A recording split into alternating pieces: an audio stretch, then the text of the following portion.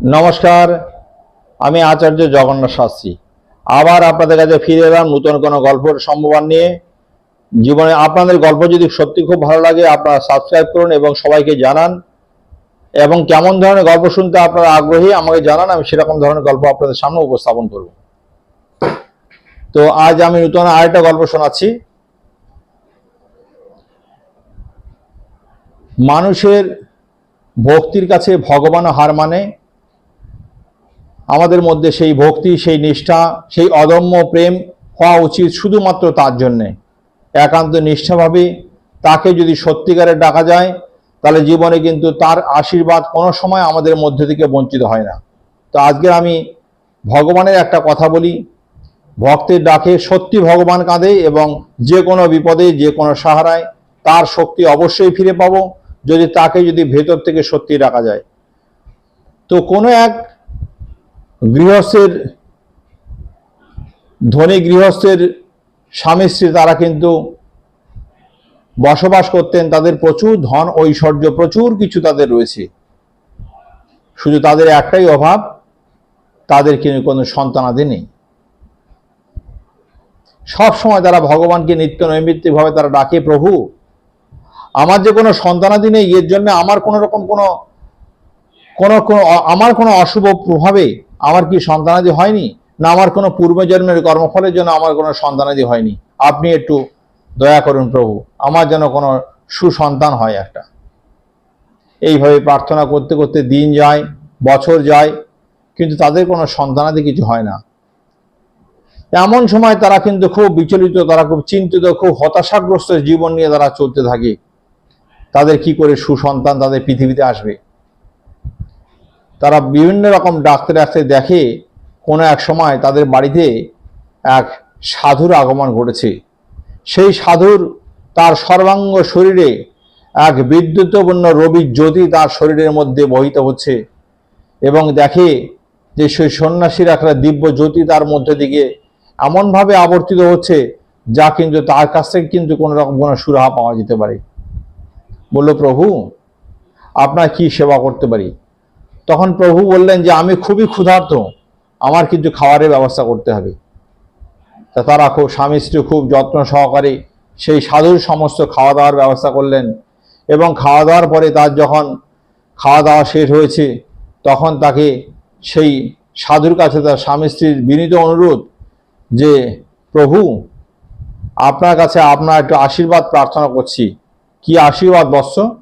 তখন বলল যে আমাদের কিন্তু কোনো রকম সন্তানাদি নেই, যদি আমার আশীর্বাদে, আপনার আশীর্বাদে যদি আমাদের কোনো পুত্র সন্তান লাভ করে, আগামী দিনে কিন্তু আমাদের পুত্র সন্তান আমাদের কিন্তু উত্তরাধিকার হবে, এবং তার জীবনের সমস্ত শক্তি সে যেন ঈশ্বরের আশীর্বাদে সব কিন্তু ফিরে পায়।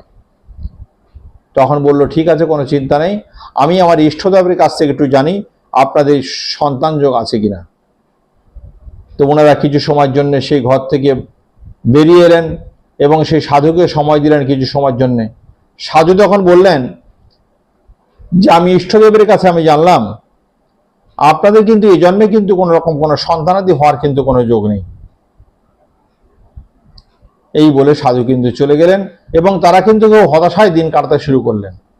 এইভাবে দিন যায়, মাস যায়, বছর যায়, যেতে যেতে আবার এক সময় ওনাদের বাড়িতে এক সাধুর আগমন ঘটল।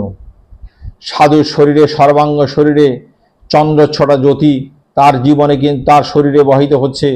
সে কিন্তু তার এত সুন্দর সুদর্শন চেহারা সাধুর মুখে, সাধুর মনে, সাধুর শরীরে দেখে তাকে মনে হলো এই সাধুর মুখ থেকে কোনো নিশ্চিত বাণী যদি আমার জীবনে ফিরে পাই তাহলে কিন্তু আমার অবশ্যই পুত্র সন্তান লাভ করবে। তখন করলো কি, সেই সাধুকে তার স্বামী স্ত্রী খুব যত্ন সহকারে আহার দিয়ে এবং অন্যান্য ভক্তির সমস্ত জিনিসপত্র সব ব্যবস্থা করলেন। সাধু খুব পরিতৃপ্তিভাবে সব খাওয়া দাওয়া করলেন, এবং ওনাদের সেবায় কিন্তু সাধু কিন্তু খুব ভীষণ খুশি। এবং সাধু তাদের তৎক্ষণাৎ কিন্তু সাধু তাদের আশীর্বাদ করলেন যে তোমাদের আপ্যায়নে আমি এত খুশি হয়েছি, তোমরা কিন্তু পুত্র সন্তান লাভ করবে। এই বলে সাধু কিন্তু চলে গেলেন, এবং সেই ধনী তার গৃহস্থ এবং তার গৃহবধূ কিন্তু তার সন্তান সম্ভব হলেন, এবং একদিন সে পুত্র সন্তান প্রসব করলেন। এইভাবে দিন যায়, মাস যায়, বছর যায়, দেখে সেই যে আগের যে সাধু যিনি বলেছিলেন তোমাদের জীবনে কোনোদিন কোনো সাধু পুত্র সন্তান হবে না, কোনো সন্তানাদি হবে না, সেই সাধু কিন্তু সেই পথ দিয়ে একদিন ফিরছে এবং দেখে তার বাড়ির উঠোনে এক পুত্র সন্তান খেলছে। আরে, এই বাড়িতে তো আমি এসেছিলাম এবং এই বাড়িতেই আমি দেখলাম যে এনাদের কোনো সন্তানাদি হওয়ার যোগ নেই, অথচ এদের বাড়ির উঠোনে সন্তান খেলছে। এটা কি ব্যাপার, এর রহস্য কি আমার জানতে হবে। সাধু এলেন, সাধু এসে জিজ্ঞাসা করলেন, তখন সাধুকে বললেন, এক সাধু এসেছিলেন, সেই সাধু সব আহারাদির পরে সে আমাদের যত্নে সেবা যত্নে খুশি হয়ে সে কিন্তু আশীর্বাদ করলেন তোমাদের পুত্র সন্তান হবে, আমাদের পুত্র সন্তান লাভ করেছে। তখন কিন্তু সেই সাধু তখন ইষ্টদেবের উপরে খুবই ক্ষেপে গেলেন এবং ক্ষেপে গিয়ে তখন বললেন যে ইষ্টদেব, আপনি তো বললেন এই বাড়িতে কোনো পুত্র সন্তান হবে না, তাই এই বাড়িতে কোনো সন্তানাদি হবে না, তো এই বাড়িতে পুত্র সন্তান হলো, তারা আপনি এরকম ভাই বললেন কেন? তা বললো যে আমি এখন এইসব কোনো কোনো কথা বলতে চাই না, আমি কিন্তু একটা কথাই বলতে চাই যে আমি কিন্তু এখন আমার যে ইচ্ছা সেই ইচ্ছা পূর্ণ করো, আমি এরপরে তোমার এই ঘটনা প্রশ্ন উত্তর দেব। এই বলে তখন সাধু মানে ইষ্ট দেবতা তখন সেই সাধুকে বললেন যে আমার এখন কিন্তু মানুষের মাংস খেতে ইচ্ছে হচ্ছে, তুমি যদি আমাকে এটা মানুষের মাংস খেতে ইচ্ছে করে ব্যবস্থা করে দাও তাহলে কিন্তু আমি মানুষের মাংস খেতে পারি। এই বলে সে কিন্তু ছুরি নিয়ে সে কিন্তু মাঠে ময়দানে চারিদিকে ঘুরে বেড়াতে লাগলো, কিন্তু কোনো জায়গাতেই তার কিন্তু সে মানুষের মাংসের মিলছে না। সে কিন্তু ফিরে এসে বলল যে ইষ্টদেব, আমি সারা দুনিয়া ঘুরে কোনো জায়গায় কিন্তু সে মানুষের মাংসই পেলাম না, কোথায় মানুষের মাংস পাবো যদি আপনি একটু বলে দেন। বলছে ঠিক আছে, তুমি যাও, দক্ষিণ গভীর জঙ্গল আছে দক্ষিণ দিকে, এই দক্ষিণ দিকে জঙ্গলে গিয়ে দেখো যে এখানে সাধু বসে আছে, যে সাধুর আশীর্বাদে কিন্তু ওনারা কিন্তু পুত্র সন্তান লাভ করেছে, তুমি ওনাদের কাছে গিয়ে শোনো যে ওই সাধুকে যদি কোনো রকম ভাবে তার মানুষের মাংসের ব্যবস্থা করে দিতে পারে। সেই সাধুর কাছে জঙ্গলে গেলেন, জঙ্গলের কাছে যাওয়ার পরে যে সাধুকে বললেন ইষ্টদেব মানুষের মাংস খেতে চেয়েছে, মানুষের মাংস কোথায় পাবো? তখন দেখে সাধুর হাতে মস্ত বড় এক ছুরি, সেই ছুরি নিয়ে বলল যে ইষ্টদেব মাংস খেতে চেয়েছেন, ভগবান মাংস খেতে চেয়েছেন, এটা আমার কত পরম তৃপ্তি, আমি ভগবানের এই ইচ্ছা পূর্ণ করবো না হয় নাকি? তা উনি কোথাকার মাংস খেতে চেয়েছেন কিছু বলেছেন? তা বলছেন না, তা তো বলেনি। তার একটা কাজ করুন, আপনার হাতে যে ছুরিটা আছে দিন, আমি আমার সর্বাঙ্গের সমস্ত জায়গার মাংস টুকরো টুকরো করে আমি দিচ্ছি আপনাকে, ওনার যেখানকার মাংস ওনার খেতে ইচ্ছে হয় সেখানকার মাংস উনি খাবেন। এই বলে সেই সাধুর হাত থেকে ছুরি নিয়ে সেই যে সাধু, সেই সাধু কিন্তু ওনার সর্বাঙ্গ সমস্ত শরীরের সমস্ত জায়গার মাংস কিন্তু কেটে কেটে দিল। রক্ত ছোটা, রক্তর ধারা তার শরীরে সর্বাঙ্গ দিতে বইতে লাগিল, কিন্তু ভগবানের কথা সে ফেলতে না পেরে সে কিন্তু তার সর্বাঙ্গ শরীরের সমস্ত জায়গার মাংসের টুকরো সে কিন্তু ভগবানের জন্য কিন্তু উৎসর্গ করলেন।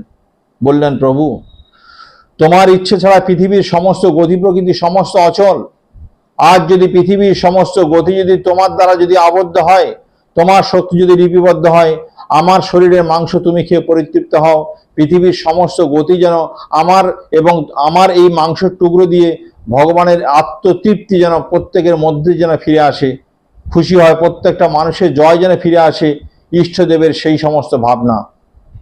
তা উনি মাংস দিলেন, সাধু বই নিয়ে গেলেন। সাধু বই নিয়ে গিয়ে যখন দিলেন ভগবানকে, তখন ভগবান তো খুব খুশি। তখন এই প্রথম সাধুকে বললেন, যার মাংসের ডাক তুমি সংগ্রহ করতে পারলে না, মাংসে ভগবান খাবে বলে যে যার কাছে গেল, সে মাংস নিজের শরীরের মাংস কেটে আমাকে খেতে দিয়েছে, তার কথা কি ফেলতে পারি? তাই তার চাওয়া প্রার্থনা আমি না করতে পেরে আমি কিন্তু ওই ধনী গৃহস্থের নারীর রমণীর পেটে আমিই তার পুত্র সন্তান হিসাবে জন্ম নিয়েছি, সেই সন্তানই ওখানে উঠোনে খেলছে, আমি ওদের সেই সন্তান হিসাবে ওদের বাড়িতে এসেছি। ভক্ত যদি কোনো রকম ভাবে ভগবানের জন্য কাঁদে, ভক্তের কাছে কিন্তু ভগবান ধরা দেয়। তাই জীবনের প্রত্যেকটা মানুষের কিন্তু ভগবানের কাছে গভীরভাবে তার ভেতর আবদ্ধ হওয়া উচিত, যেখানে সত্যিকারে ভগবান জাগরিত হয়ে আছে।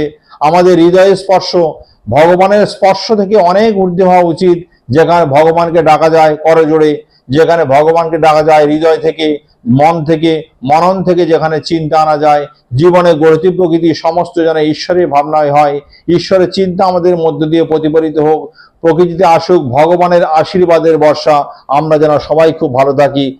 নমস্কার, সবাই খুব ভালো থাকবেন, আনন্দময় কৃপায় আপনাদের জীবনে যেন ধনধান্য ঐশ্বর্যে সুস্থ থাকবেন, খুব ভালো থাকবেন, খুব আনন্দ থাকবেন। জয় মা আনন্দময়ী।